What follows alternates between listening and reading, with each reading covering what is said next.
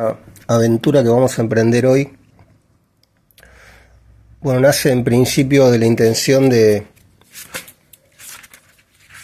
hacer una lectura parcial del Poeta y los sueños diurnos, que es una conferencia que Freud dicta en el año 1907,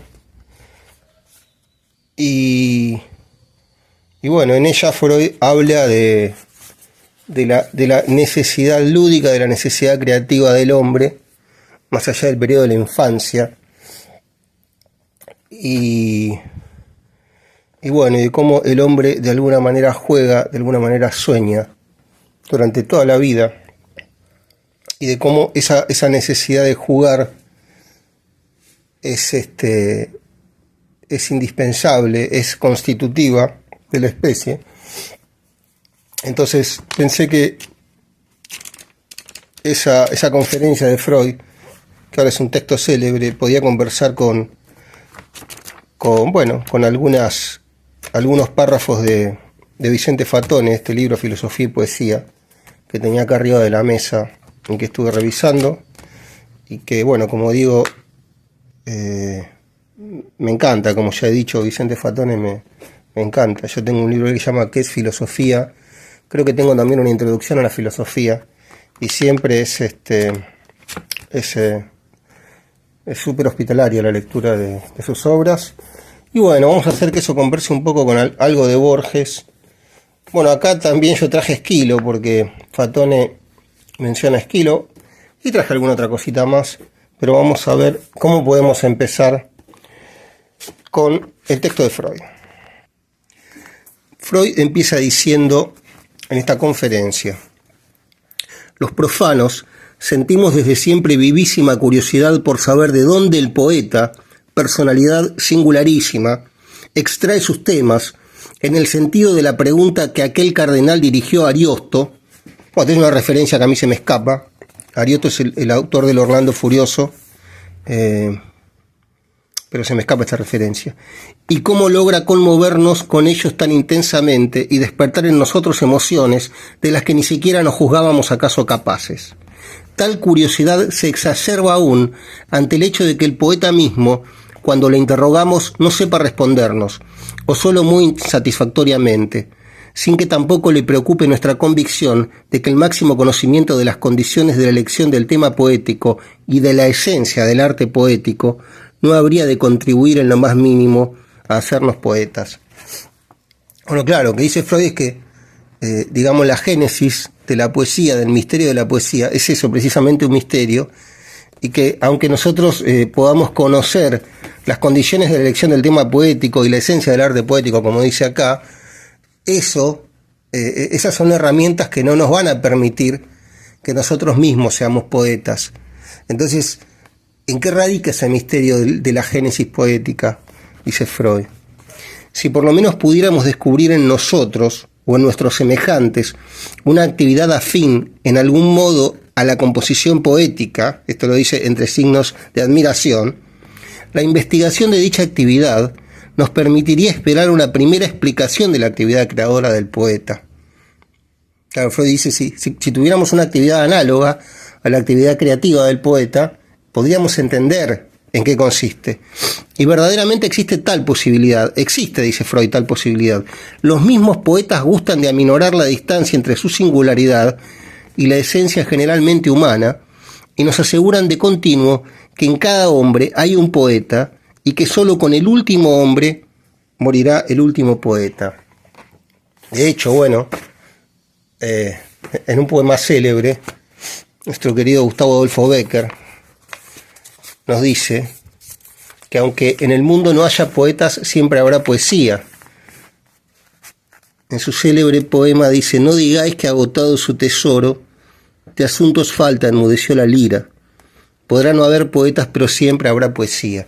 Y después, acá él nombra a la ciencia, Bécquer, y eso de alguna manera nos ayuda a introducirnos en las postulaciones de Vicente Fatone. Dice Bécquer: mientras la ciencia descubrir no alcance las fuentes de la vida, y en el mar o en el cielo haya un abismo que el cálculo resista, mientras la humanidad siempre avanzando no sepa dó camina, mientras haya un misterio para el hombre, habrá poesía. Y finalmente, bueno, alabando a la mujer, como lo hace frecuentemente a lo largo de su obra, Becker dice que mientras haya una mujer hermosa habrá poesía, mientras haya unos ojos que reflejen los ojos que los miran, mientras responde el labio suspirando al labio que suspira, mientras sentirse puedan en un beso dos almas confundidas, mientras existe una mujer hermosa habrá poesía. Y esta es una hermosa combinación de versos endecasílabos y versos septasílabos. Y queda muy bien, queda muy bien. Y aparte, bueno, Becker ya sabemos que tenía un oído absoluto, era un poeta extraordinario, el mejor poeta del siglo XIX de nuestra lengua, creo yo, y uno de los mejores de todos los tiempos. Pero bueno, vamos a pasar a Vicente Fatone. Bueno, hasta ahora recapitulando, Freud nos dijo que existe un misterio, que es el misterio de la génesis poética, el misterio de la poesía, y que aún conociendo las herramientas de ese, digamos, para llevar a cabo un poema, no podemos concebir una poesía nosotros, porque el valor del poeta está en otro lado, pero después también nos dice que hay maneras de investigar eso y de llegar a ciertas conclusiones que nos pueden servir para acercarnos, digamos, a ese misterio de la génesis poética. Bueno, y después Becker nos dijo que no necesariamente tiene que haber poetas en el mundo, porque la poesía puede prescindir de los poetas.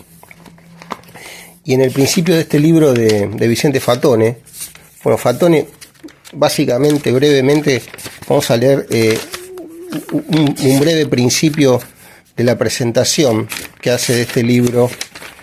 En este caso, ¿quién nace? Bueno, no importa quién nace, pero dice: Vicente Fatone nació en Buenos Aires el 12 de febrero de 1903.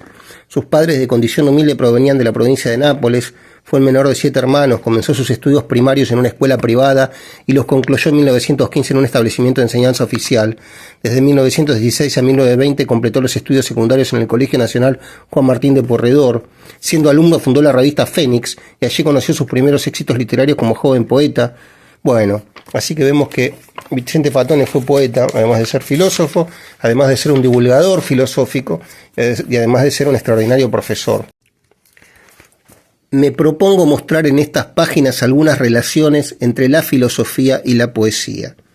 Eso no significa que comience por presuponer que filosofía y poesía sean dos formas de actividad espiritual claramente distinguibles, entre las cuales haya que buscar luego las relaciones. A muchos autores clasificamos de poetas o de filósofos simplemente porque así los clasificó una tradición que hemos heredado. Esquilo, por ejemplo, es poeta y Heráclito es filósofo. Pero si de la obra de Esquilo solo tuviésemos algunos fragmentos, probablemente la consideráramos filosófica y nos extrañaría que los pensadores posteriores no la hubiesen tomado en cuenta. E igualmente nos extrañaría que la obra de Heráclito no hubiese sido calificada de poética si solo dispusiésemos de algunos de los fragmentos que de ella nos han llegado. Bueno, de hecho, nos han llegado solo algunos fragmentos de la obra de Heráclito, y desde luego es una obra que bien puede ser considerada poética o filosófica, bueno, como gran parte de la obra de Nietzsche y de tantos filósofos y pensadores. Pero ya que lo nombra Esquilo, Vicente Fatone, nosotros vamos a revisar brevemente un fragmento pequeño de una tragedia de Esquilo, y es un fragmento del mito de Prometeo, que a mí me encanta. Prometeo, recordemos, era el que le robó el fuego a los dioses y se los dio a los hombres, y bueno, fue condenado a digamos, estar atado a una roca en la cumbre de una montaña, y un águila todos los días le comía el hígado, pero como él era inmortal, ese hígado digamos, se regeneraba, y al día siguiente el águila volvía a comérselo. Y bueno, nosotros, este libro tiene un pequeño prólogo. Yo estoy bastante disperso en estos días, me ha costado mucho ser, me cuesta ser todavía, pero digamos, esta actividad de preparar unas lecturas, de leer un rato, de seleccionar los textos, me ayuda sobremanera a esta necesidad de volver a mí que tengo, porque a veces me pierdo, a veces me extravío en las actividades inocuas de la vida cotidiana, y bueno, y necesito volver a mí, y para volver a mí es fundamental esta actividad de leer. Y bueno, ya desde hace un tiempo a la actividad de leer, de investigar, se agrega también la actividad de compartir estas lecturas. Sé que son deficientes, sé que son muchas veces muy torpes, pero bueno, tratan de ser ventanas que abran, que conduzcan, digamos, a libros, a lecturas, a lugares, a autores, para refrescar la memoria de algunas personas que ya conocen esos libros, esos autores, o para mostrar estos libros, estos autores a personas que quizá no los conocen. Y bueno, y sobre todo yo tengo la idea de que algún chico joven, alguna chica joven pueda tomar como disparador algún texto que yo leo, y bueno, y sienta la curiosidad de buscar ese texto por sí mismo y de leerlo, porque la libertad, digamos, la libertad para mí empieza por la instrucción, ¿no? Por la educación, por el saber. Más tarde vamos a hablar del Homo sapiens, que es la terminología que utiliza Linneo, ¿no? El naturalista del siglo XVIII, para hablar de la especie humana, ¿no? El Homo sapiens, es decir, el hombre que sabe. Pero bueno, vamos a ir a Esquilo. Bueno, digamos brevemente quién fue Esquilo. A Esquilo se le llama con justicia el padre del teatro nuevo. De sus muchas tragedias se dice que escribió 90, solamente se conservan las 7 incluidas en este volumen. Con estas 7 tragedias, restos de la desaparición de su grande obra, le basta a Esquilo para mantener entre los modernos el prestigio majestuoso que tuvo entre los antiguos. Para los griegos fue el patriarca insuperable de las tragedias. Así, entre otros, lo atestigua Aristófanes en Las Ranas. Bueno, un día vamos a hablar del teatro griego clásico, que es súper interesante, pero en este caso este libro tiene un prólogo de Pedro Enrique Sureña, que es un autor que a mí me encanta, que es un filósofo, es un filólogo, es un hispanista, es un sabio, que se murió sentado en un tren, como referimos el otro día en algún video. Y acá vamos a ver qué es lo que nos dice Enrique Sureña acerca de Esquilo. Con 7 tragedias, restos del naufragio de su grande obra, le basta a Esquilo para mantener entre los modernos el prestigio majestuoso que tuvo entre los antiguos. Para los griegos fue el patriarca insuperable de la tragedia. Así, entre otros, lo atestigua Aristófanes en Las Ranas. A Esquilo le ha quedado, ya que no la función, el aura sacerdotal del antiguo Bate, que no acompaña después ni a Sófocles ni a Eurípides. Bueno, ¿y acá qué más dice? El Prometeo encadenado de Esquilo ha quedado suelto, desgajado de su trilogía. No, acá decía, la época moderna fue tardía para apreciarlo. El Renacimiento humanista y formalista dedicó toda su atención a Sófocles y a Eurípides. En ambos prefiere las obras donde el interés puede concentrarse en problemas puramente humanos, como Edipo, Electra, Hécuba. En el Edipo de Sófocles admira la rigurosa perfección de la estructura, pero cuando a fines del siglo XVIII gira la rosa de los vientos, se descubre a Esquilo. Prometeo, interpretado por él, se convierte en uno de los mitos de la cultura moderna, en símbolo del ideal novísimo, el progreso humano. De él se apoderan Goethe, Schilly, Hugo, Beethoven, Liszt. Hasta la América española llega el mito e inspira el poema de Andrade. Bueno, realmente el mito de Prometeo se arraiga en la cultura occidental, como vemos, sobre todo a partir del siglo XVIII. Y Esquilo es el que lo puso en tragedia, ¿no? El que tomó el mito clásico y lo transformó en una tragedia.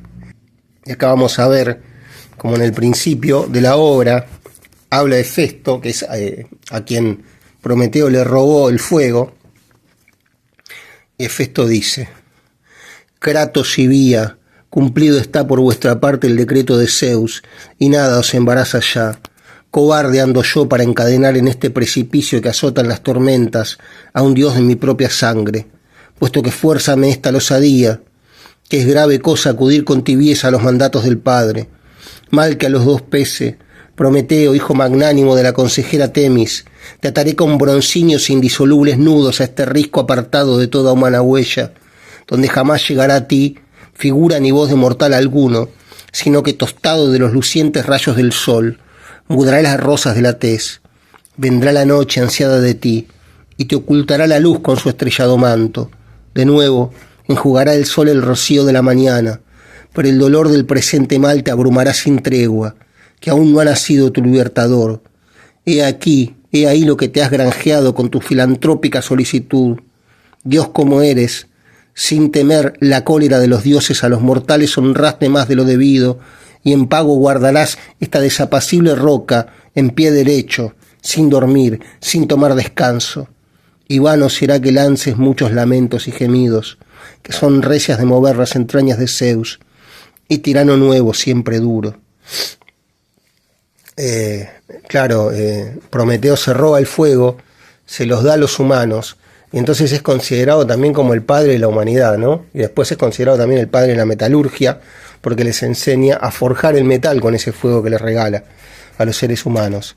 Y acá vemos cómo, bueno, la idea de Vicente Fatone, según la cual tranquilamente Esquilo puede haber sido considerado un poeta, vemos cómo se sustenta en este discurso de Festo, o en lo que va a decir ahora Prometeo, de una manera también poética.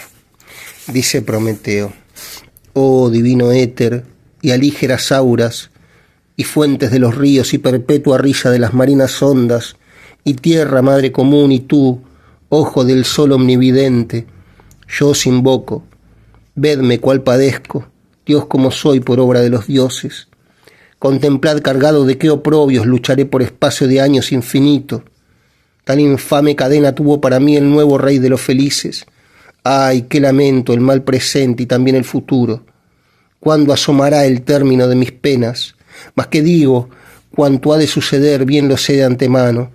Ningún mal inesperado me avendrá. Forzoso me es llevar mi destino lo mejor que pueda.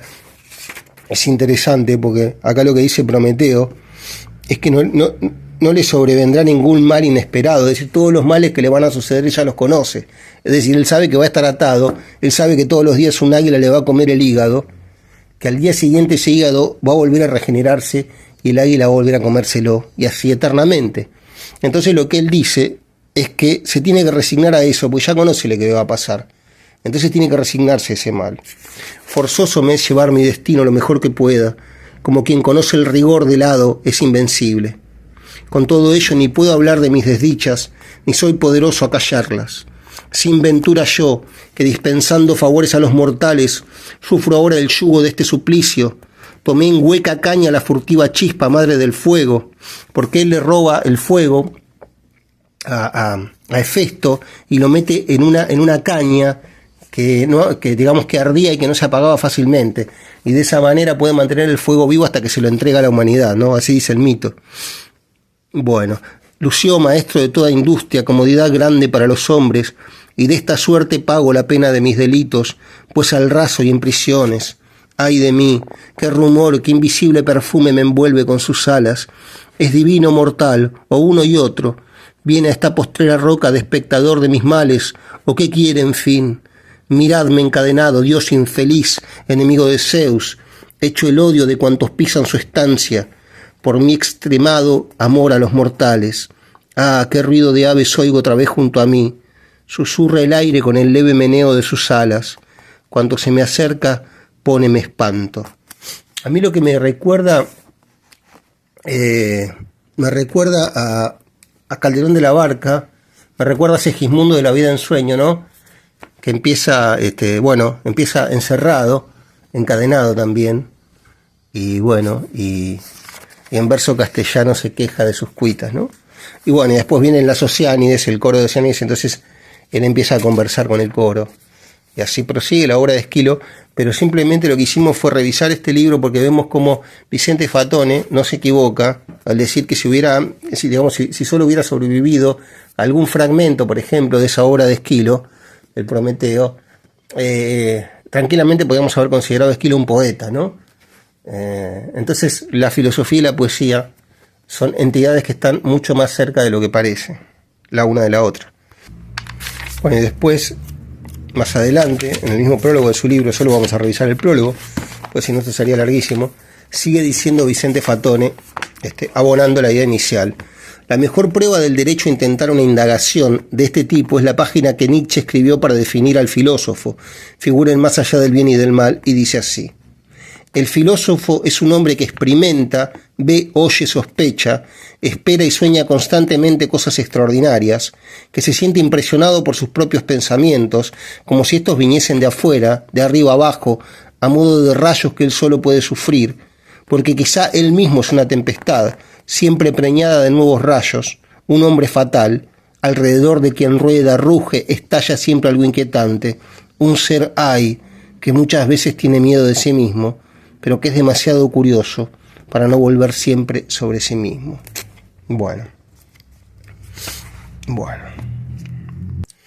Pero bueno, vamos a dejar un poco el tema de la filosofía y la poesía, porque nos vamos a centrar en la idea del poeta que tiene Freud, pero sobre todo en lo que sucede con el adulto que juega, ¿no?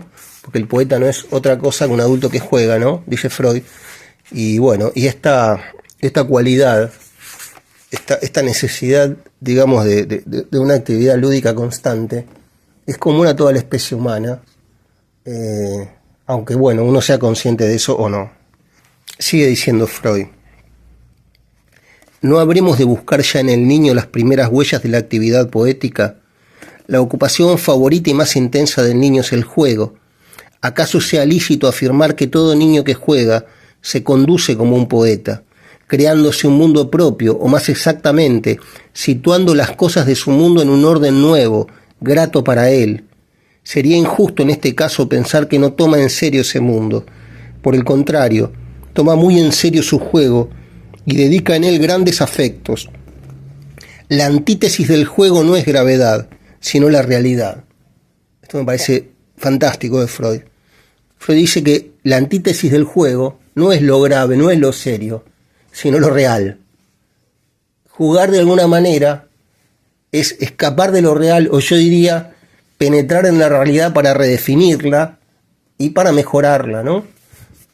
El niño distingue muy bien la realidad del mundo y su juego, a pesar de la carga de afecto con que lo satura, y gusta de apoyar los objetos y circunstancias que imagina en objetos tangibles y visibles del mundo real.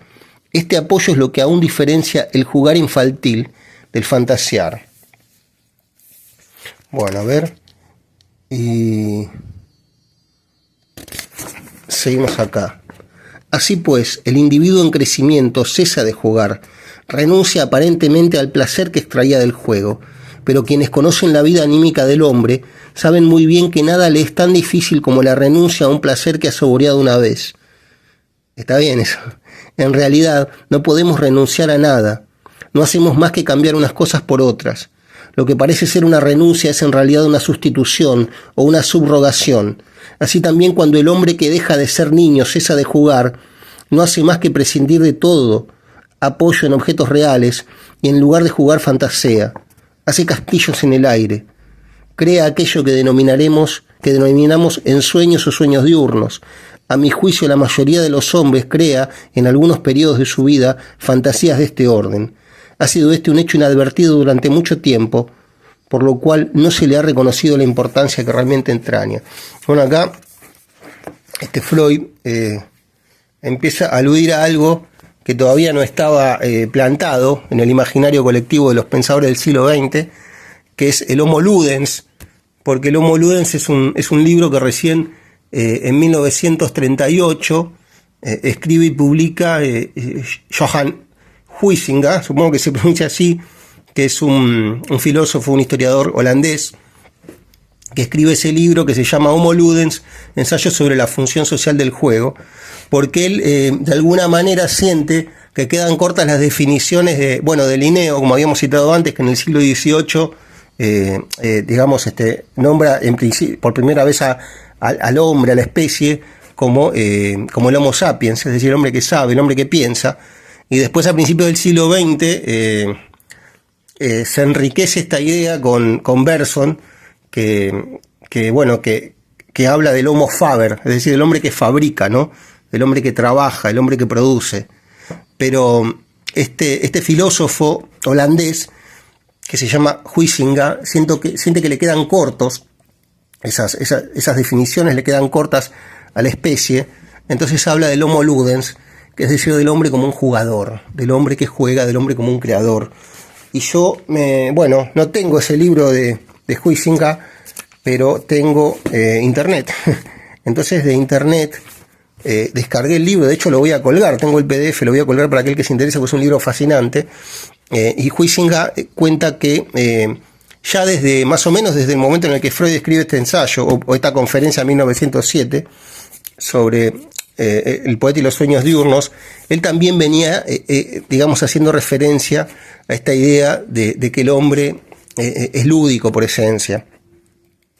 Dice, voy a citar dos o tres fragmentos que extraje de este libro Homo Ludens de Johann Huizinga, que recomiendo. Por ejemplo, en un momento dice: el juego es más viejo que la cultura. ¿Y por qué dice esto? Porque Huizinga dice que, por ejemplo, si nosotros observamos a los animales, cómo los animales están jugando, dice, observemos a dos perros, cómo se persiguen, cómo crean voluntades lúdicas, y eso no les ha sido enseñado, eso está en ellos. Entonces él dice, a los animales nadie les enseñó que tienen que jugar, nadie les enseñó a jugar. Por lo tanto, el juego es anterior a la cultura. Lo podemos observar también en un bebé. Bueno, de eso también habla Freud, ¿no? Lo podemos observar en un bebé o en niños de muy poca edad. El juego ya está en ellos. Entonces esa es una necesidad esencial de la especie, dicen estos autores. Y sigue Huizinga: el juego traspasa los límites de la ocupación puramente biológica o física. Es una función llena de sentido. En el juego entra en juego algo que rebasa el instinto inmediato de conservación y que da un sentido a la ocupación vital. Todo juego significa algo. Bueno, entonces después da unas posibles explicaciones acerca del porqué del juego, o cómo la humanidad ha interpretado, ¿no? Diferentes formas lúdicas que tiene la especie. Puede ser una descarga de energía vital, dice, un impulso congénito de imitación, un deseo de competencia y de dominación, una descarga inocente de impulsos dañinos. Bueno, estas son todas conjeturas que se tienen acerca del juego, ¿no? Del porqué de la dinámica del juego. Y después dice Huizinga, dice, todas estas exégesis pueden ser ciertas. Y continúa, todas estas explicaciones son parciales, abordan el fenómeno del juego con los métodos de mensura de la ciencia experimental, sin dedicar antes su atención a la peculiaridad del juego, profundamente enraizada en lo estético. Esto es muy interesante, porque pone directamente en primer plano al artista en esta conversación entre pensadores, y el artista es aquel que se preocupa principalmente por lo estético. Y aparte es el que se permite jugar.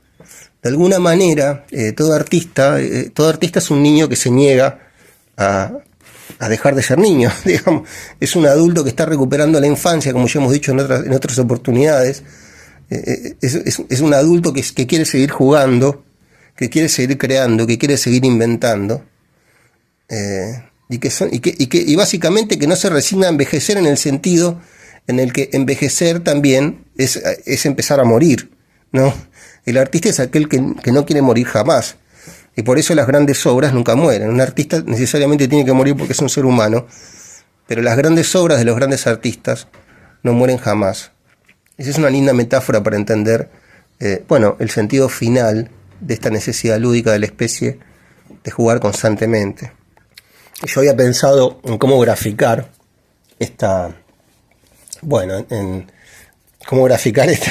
esta charla sobre artistas, sobre adultos díscolos, ¿no? Un artista también es un adulto díscolo, ¿no?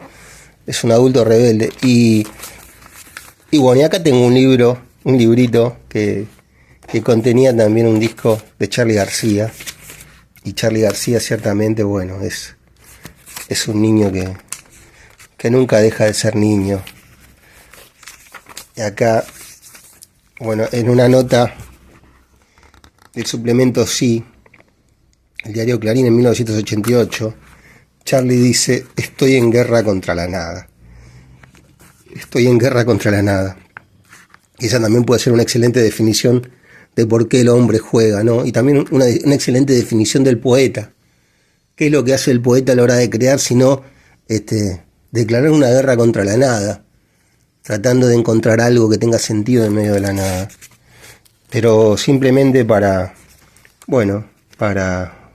dar un ejemplo de esta actitud que tiene el Homo Ludens, vamos a leer un pequeño poema, que en realidad es una canción, ¿no? Es la letra de una canción que pertenece a Sui Generis, ¿no? A la primera banda de Charlie, ¿no? Que tenía con Nito Mestre. Y se llama ¿Para quién canto yo entonces? Y es una belleza. Bueno, y que también es una excelente metáfora que nos dice que en realidad uno nunca sabe quién va a ser el espectador de la obra de arte, ¿no? Uno nunca sabe. Un poeta escribe un poema, yo digo esto mientras voy a abrir a la gata, un poeta escribe un poema, ese poema viaja por el tiempo, se publica en un libro, traspasa los siglos, traspasa las épocas y llega hasta un lector inesperado.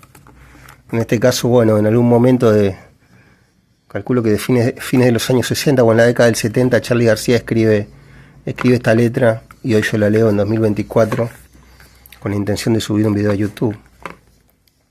Esta letra dice así: ¿para quién canto yo entonces, si los humildes nunca me entienden, si los hermanos se cansan de oír las palabras que oyeron siempre, si los que saben no necesitan que les enseñen, si el que yo quiero todavía está dentro de tu vientre? Yo canto para esa gente, porque también soy uno de ellos. Ellos escriben las cosas y yo les pongo melodía y verso. Si cuando gritan vienen los otros, entonces callan. Si solo puedo ser más honesto que mi guitarra, yo canto para usted, el que atrasa los relojes, el que ya jamás podrá cambiar y no se dio cuenta nunca que su casa se derrumba. Este es Charly García. Yo también pensaba quién es el niño irredento, digamos, el adulto lúdico por antonomasia de la literatura argentina. Hay varios, pero sin duda Cortázar es uno de ellos. Y agarré lo primero que tenía a mano de Cortázar acá, que es Las armas secretas. Bueno, Las armas secretas incluye El perseguidor, ¿no? Que está inspirado en la figura de Charlie Parker, ¿no? Otro gran lúdico, otro gran jugador. Pero en este caso, ya que estamos hablando del Homo Ludens, yo pensé que podíamos leer apenas unos parrafitos de final del juego, que bueno, es un cuento que yo en mi adolescencia, yo supongo que leía una vez por semana, y me dejaba vivir en este cuento, así como en toda la literatura de Cortázar. Por eso yo le digo a cualquier joven que pueda estar mirando esto, que no deje que pase el tiempo y que aproveche para leer a Cortázar antes de ser adulto. Y le digo a cualquier adulto que esté mirando esto, no deje que pase el tiempo y no espere a ser joven de nuevo, ¿no? Para leer a Cortázar otra vez. Pero bueno, el final del juego empieza así. Lo maravilloso de esto es que está escrito por una voz narradora, una primera persona, que en este caso es una niña.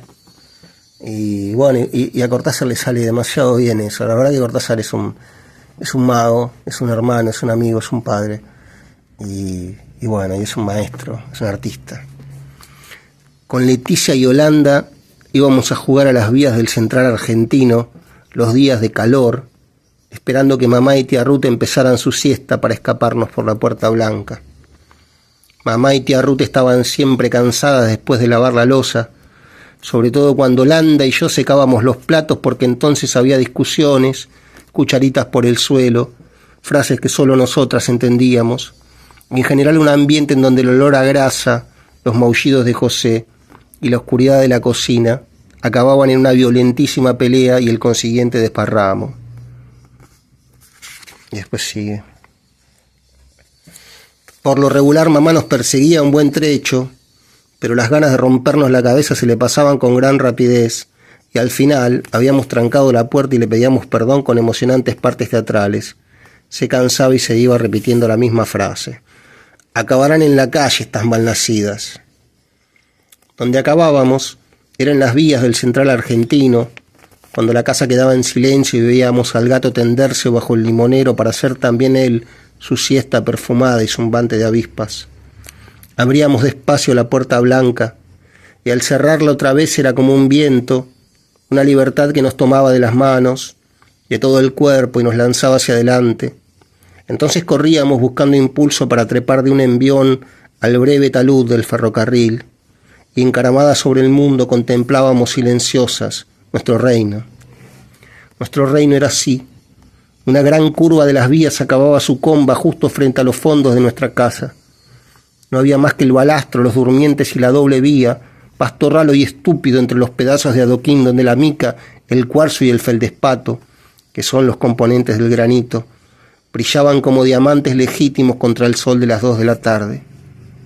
Cuando nos agachábamos a tocar las vías, sin perder tiempo, porque hubiera sido peligroso quedarse mucho ahí, no tanto por los trenes, como por los de la casa si nos llegaban a ver, nos subía a la cara el fuego de las piedras, y al pararnos contra el viento del río era un calor mojado pegándose a las mejillas y las orejas. Bueno, este es Cortázar. Y yo pensé en poner como imagen de miniatura en este video una imagen de Cortázar, sobre todo ese Cortázar más niño, que es el Cortázar anterior a su viaje a Francia, a París. Yo creo que Borges lo recuerda así. Borges publica Casa Tomada, es el primer... Borges publica Casa Tomada. Borges era secretario de redacción, acá mismo está, era secretario de redacción de una revista que se llamaba Los Anales de Buenos Aires, y aparece un día Cortázar, y Borges dice que era muy alto, y en ese momento realmente uno mira las fotos de Cortázar cuando tenía 40 años, y tenía una cara de nene, una cara de niño. Después, ya en Francia, en la década del 60, él se deja la barba, en realidad era lampiño, entonces tiene que hacerse una especie de operación como un injerto para que le crezca la barba, porque él sentía que tenía que tener barba, y ya después de la década del 60 la imagen del Cortázar mítico es la imagen de un Cortázar con barba, ¿no? De hecho hay un libro que yo tengo que se llama Cortázar sin barba.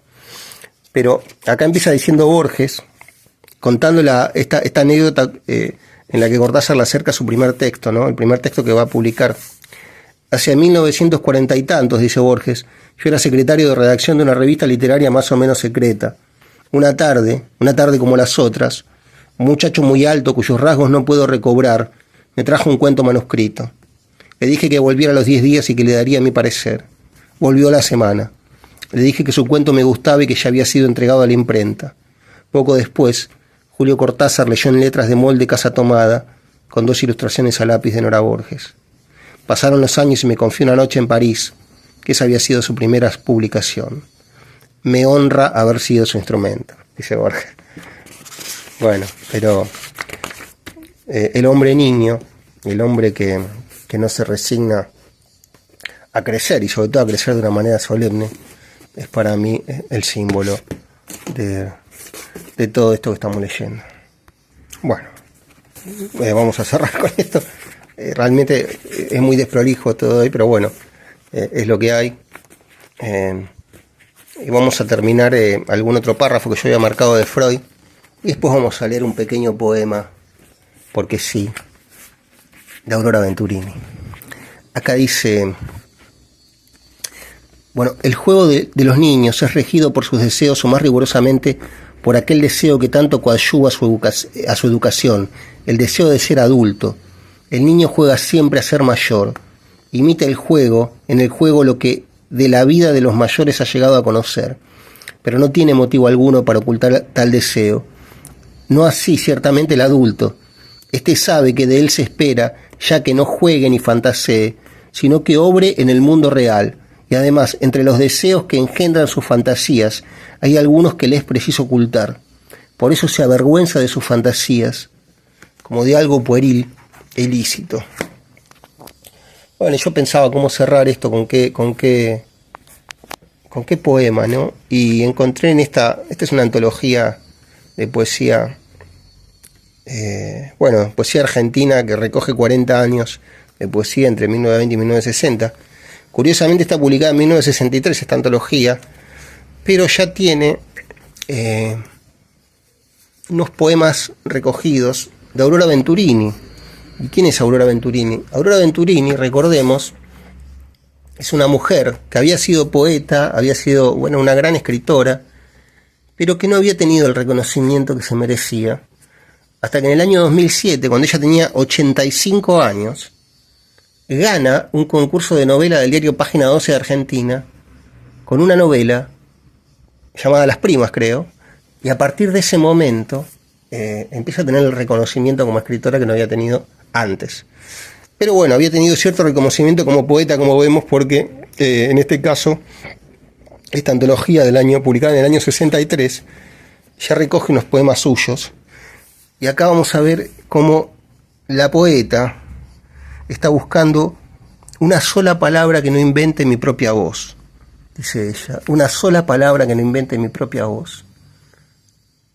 Y bueno, con esta adulta que está jugando a ser niña, o con esta niña que no se resiste a ser adulta, nosotros vamos a terminar nuestro caprichoso video. Pero antes vamos a ver lo que dijo Horacio Regamolina, el gran poeta argentino, de esta autora, de Aurora Venturini. Rica en temas determinados por la pasión del vivir y del sentir, Aurora Venturini cuenta más que con un secreto trasmundo, con un mundo real, sentido y comunicado con encendida fuerza. Y acá volvemos a la idea de realidad que veíamos en un principio, ¿no? La realidad. Lo lindo es cuando la realidad y el juego pueden coincidir en un mismo orden, ¿no? El arte quizás es esa vía por la cual la realidad y el juego pueden ser ciertamente lo real, ¿no? En este poema, Aurora Venturini escribe con versos en decasílabos y rima consonante lo siguiente. Y entonces preguntaba yo impaciente, ¿a dónde estabas tú mientras nombrabas? Era mi turno, pero me salteabas. ¿Me habrás borrado acaso de tu frente? Pero yo quiero ir hasta la alcoba en la que recostado tú suspiras, en medio del gran bosque donde miras, aullar el lirio, sonreír la loba. Y hace tanto que aguardo que están viejos, este laúd del incesante canto, estas mis pobres manos y el encanto de tus estampas que ya quedan lejos. Duelen los labios de preguntas graves, duelen los ojos de no ver cansados, hay un dolor de nervios fatigados sobre tus silogismos y tus claves. Una sola palabra que no invente, mi propia voz es cuanto necesito. Arrullo, tempestad, violencia, grito. ¿Me habrás borrado acaso de tu frente?